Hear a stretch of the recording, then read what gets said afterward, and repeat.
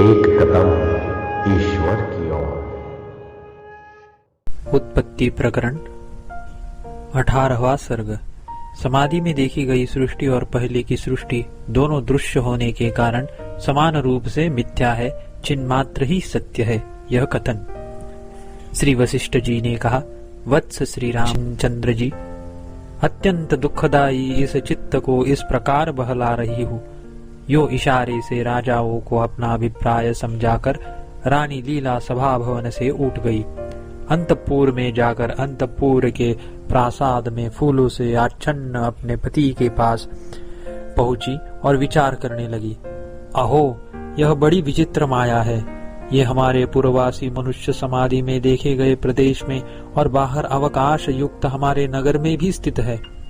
ताल, तमाल आदि वृक्षों से व्याप्त ये पर्वत भी जैसे वहां दिखाई दे रहे थे वैसे ही यहाँ भी दिखाई दे रहे हैं।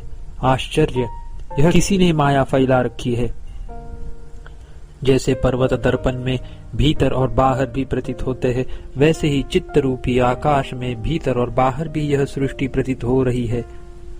इनमें कौन भ्रांतिमयी सृष्टि है तथा कौन वास्तविक सृष्टि है? इस संदेह को मैं सरस्वती देवी से उनकी पूजा करके यूं पूछती हूँ जैसे कि संदेह बिल्कुल न रहे। ऐसा निश्चय करके लीला ने सरस्वती देवी की पूजा की और तुरंत ही सरस्वती देवी को कुमारी रूप में अपने सामने उपस्थित देखा।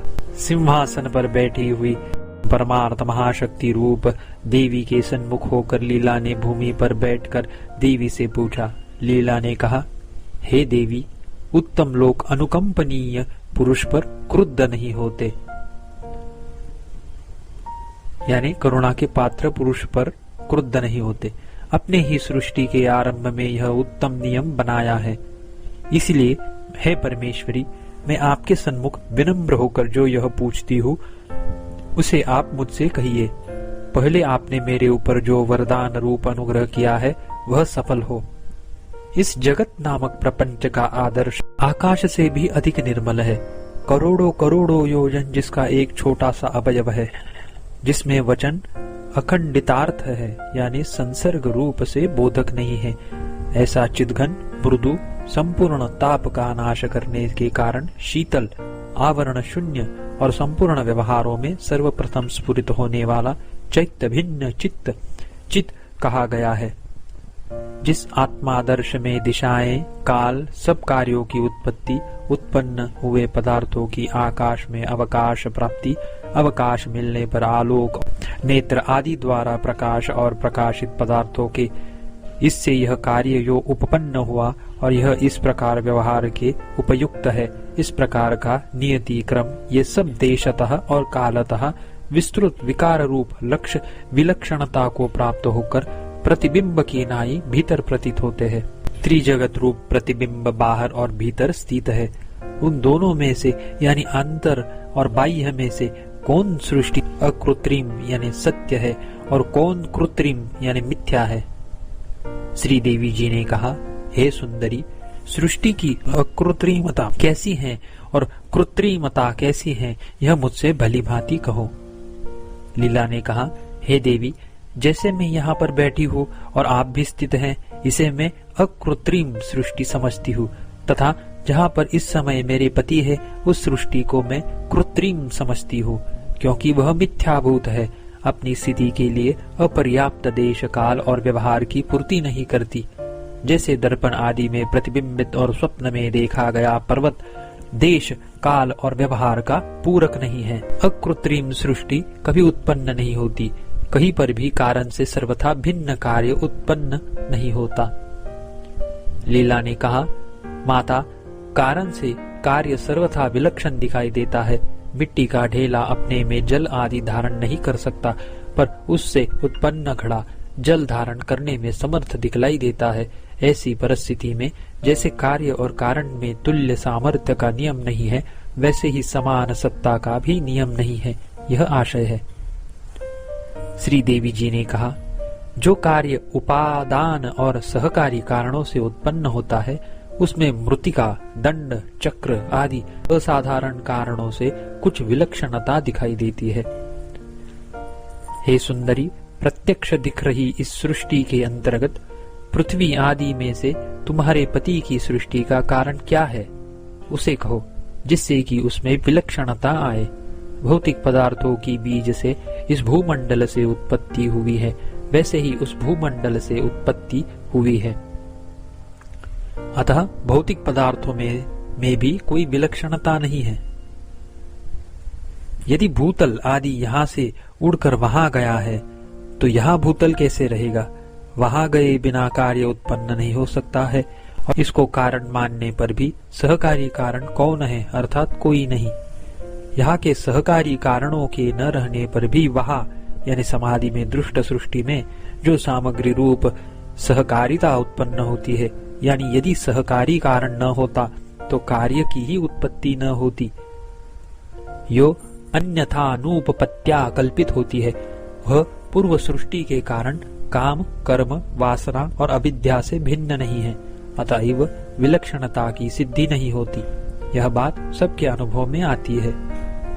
लीला ने कहा, हे देवी, मेरे पति की वह यानी पूर्व के अनुभव से जन्म संस्कार से पैदा हुई मेरे पति की वह स्मृति ही इस प्रकार वृद्धि को प्राप्त हुई कि वह स्मृति ही इस सृष्टि की कारण है, उसी से यह सर्ग हुआ है, ऐसा मेरा निश्चय है। श्री देवी जी ने कहा, भद्रे, तब तो पहले जन्म में देखी गई सृष्टि के संस्कार द्वारा तुम्हारे पति की सृष्टि हुई। संस्कार से उत्पन्न ज्ञान को स्मृति कहते हैं। उसमें विषय सामने नहीं रहता। पूर्ववर्ती विषय से शून्य होने के कारण स्मृति शून्य रूपा है।